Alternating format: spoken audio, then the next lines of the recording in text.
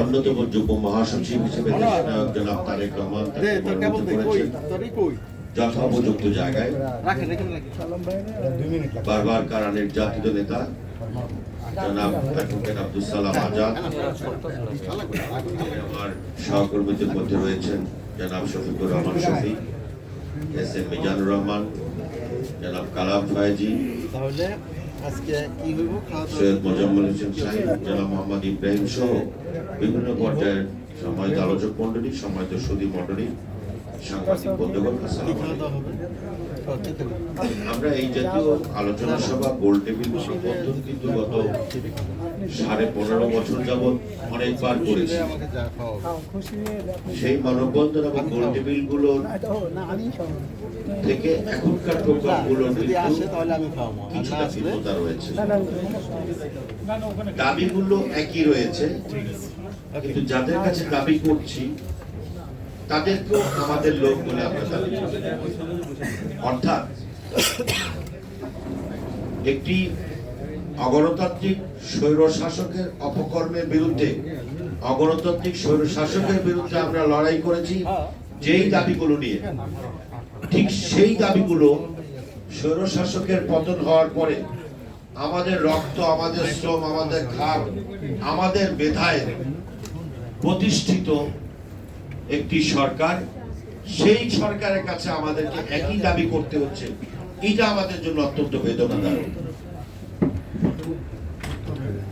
একটি সরকারের 3 মাস এটা খুব বেশি সময় না অনেকে বলে, কিন্তু 3 মাস একেবারে কম সময় সেটাও কিন্তু বলা যাবে না।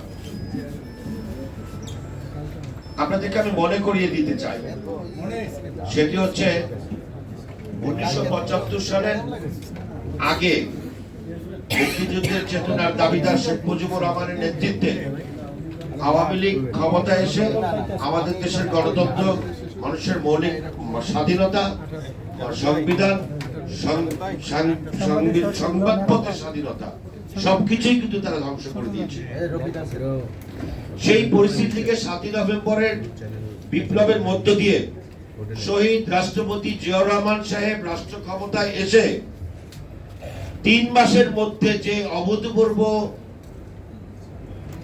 সংস্কার সাধন করেছিলেন, মানুষের মৌলিক অধিকার ফিরিয়ে দিয়েছিলেন, মানুষের রাজনৈতিক অধিকার ফিরিয়ে দিয়েছিলেন, গণমাধ্যমের স্বাধীনতা ফিরিয়ে দিয়েছিলেন, হত্যা, গুম, নৈরাজ্য বন্ধ করে দিয়ে মানুষের ক্রয় ক্ষমতার মধ্যে দ্রব্যমূল্যকে এনে দিয়েছিলেন।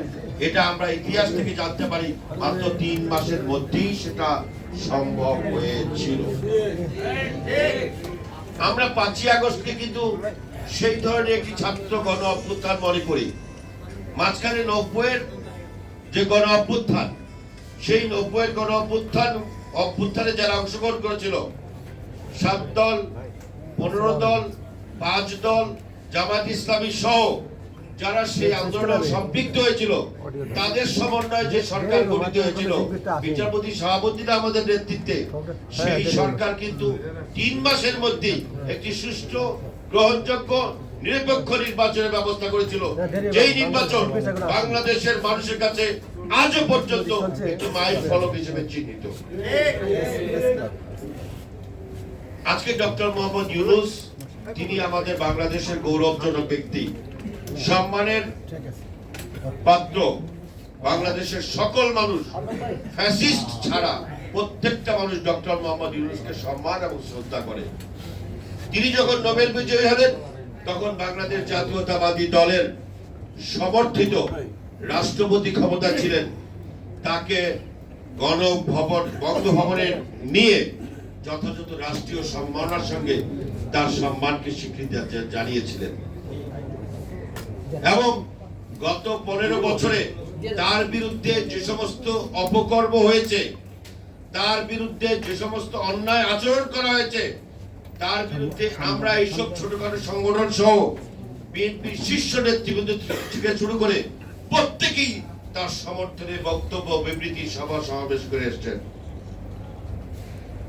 কিন্তু ফ্যাসিস্ট কিন্তু ডক্টর মোহাম্মদ ইউনূসকে অপদস্থ, অপমান করতে ছাড় দেয়নি। তাকে 12 তলায় আদালতে তো নিয়েছি, 12 তলায় লিফট বন্ধ করে দিয়ে ডক্টর মোহাম্মদ ইউনূসকে 12 তলায় জোর করে উঠিয়ে তাকে অসম্মান করেছে। আমরা আজও পর্যন্ত তার তীব্র নিন্দা জানাই। কিন্তু ডক্টর মোহাম্মদ ইউনূসের এই গত 3 মাসের সরকারের যে কর্মকাণ্ড, তাতে কিন্তু আমরা এখনো আশাবাদ ব্যক্ত করি, কিন্তু জনগণ কিন্তু হতাশার দিকে এগিয়ে যাচ্ছে বলে আমার কাছে মনে হয়। এটি যদি ডক্টর মোহাম্মদ ইউনূস লক্ষ্য না রাখেন, তাহলে আমাদের দীর্ঘদিনের অর্জিত, আমাদের সন্তানদের রক্ত, আমাদের শ্রম, আমাদের ঘাম, আমাদের অর্থ, আমাদের সমস্ত কিছু বিসর্জন করে দিয়ে যেই সরকার প্রতিষ্ঠার জন্য আমরা কাজ করেছি, সেই সরকারের প্রত্যাশা কিন্তু বিসর্জন হতে পারে। আর সেই কারণে আমরা ডক্টর মোহাম্মদ ইউনূস সহ উপদেষ্টা মণ্ডলীতে যারা রয়েছেন, আমাদের নেতা ভারপ্রাপ্ত চেয়ারম্যান জনাব তারেক রহমান সাহেব, তিনি স্পষ্ট দিয়ে বারবার জনসমুদ্রে প্রকাশ্যে ঘোষণা দিয়ে বলেছেন, এই সরকারকে ব্যর্থ হতে দেয়া যাবে না। কারণ এই সরকার যদি ব্যর্থ হয়, তাহলে ফ্যাসিবাদ পুনরায় মাথাচাড়া দিয়ে উঠতে পারে। তার মানে এটা নয় যে আপনারা বিভিন্ন অজুহাতে, বিভিন্ন কথায়, বিভিন্ন লোকদের নাচে নাচবেন, আর দেশের জনগণের যে মূল আকাঙ্ক্ষা, মানুষের ভোটাধিকার প্রতিষ্ঠা করতে সময় লাগবে, সেটা কিন্তু এই দেশের মানুষ কোন অবস্থায় মেনে নেবে না।